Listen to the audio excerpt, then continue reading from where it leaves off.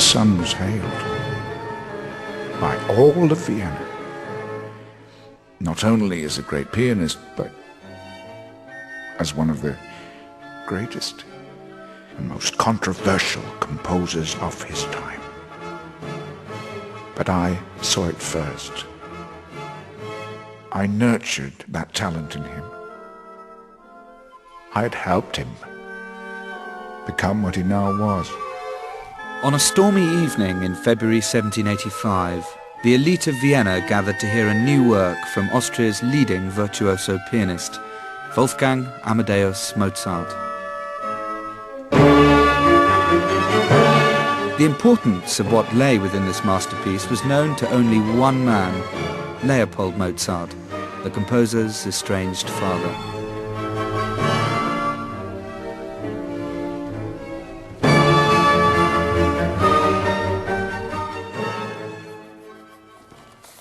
I believe Mozart is the greatest composer of all time.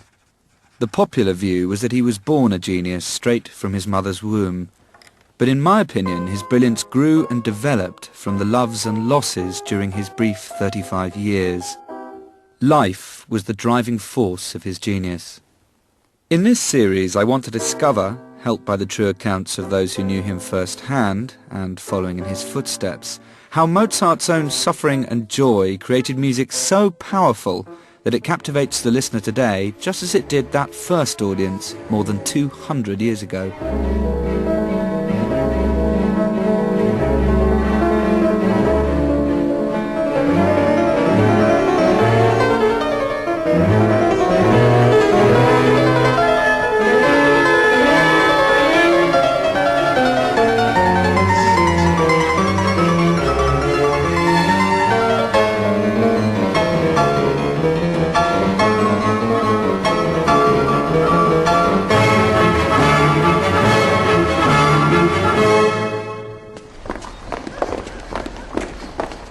Mozart was born into a musical family.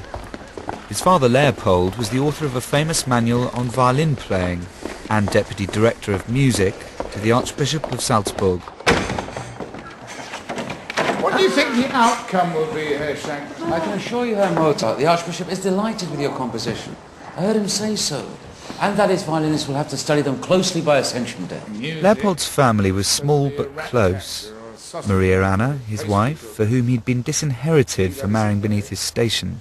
His daughter, Nan Earl, herself an accomplished keyboard player.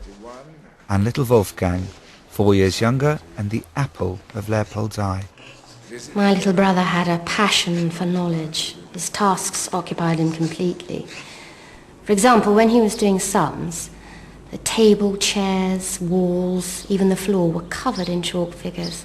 One day my father came home from work and found Wolfgang busy scribbling away. He must have been about 4 at the time. Papa asked him what he was writing. "A keyboard concerto," replied Wolfgang, "and I've nearly finished the first part." Papa was, needless to say, very dubious as to this assertion, but he had a look at the manuscript.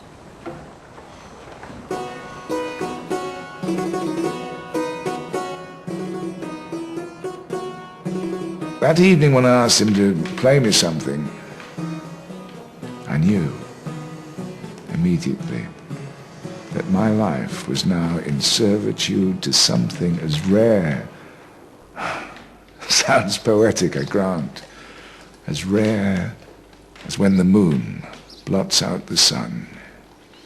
Let's hear the subject. God had given him to me in his great mercy. The answer.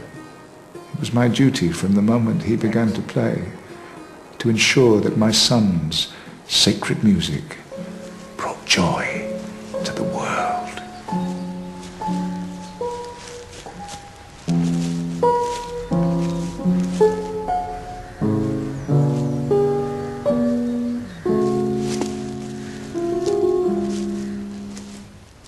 From the beginning, his father was terrified by the boy's fragility. The boy was particularly disturbed by harsh, discordant, excessively loud sounds.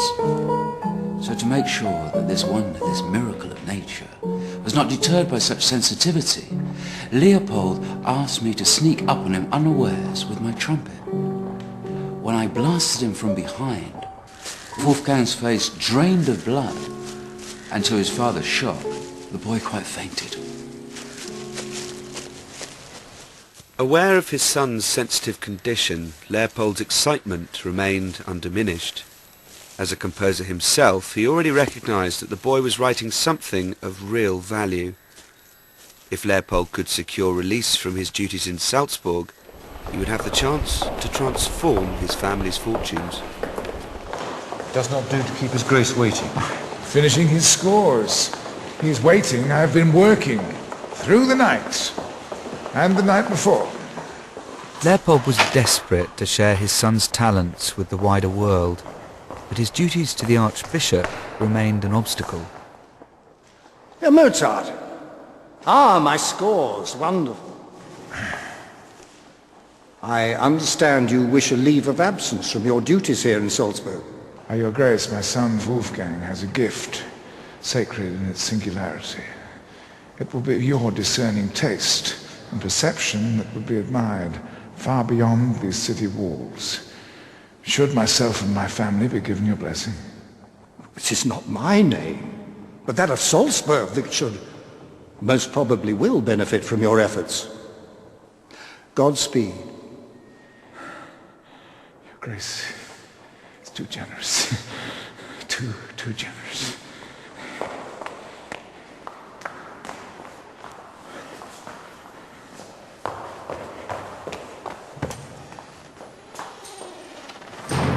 It must have seemed like the most terrifying enterprise for Leopold on that day, the 9th of June 1763. His whole family, these two gifted children, 7-year-old Wolfgang and his musically talented sister Nannerl, leaving Salzburg and striding out into the unknown. The adventure is beginning!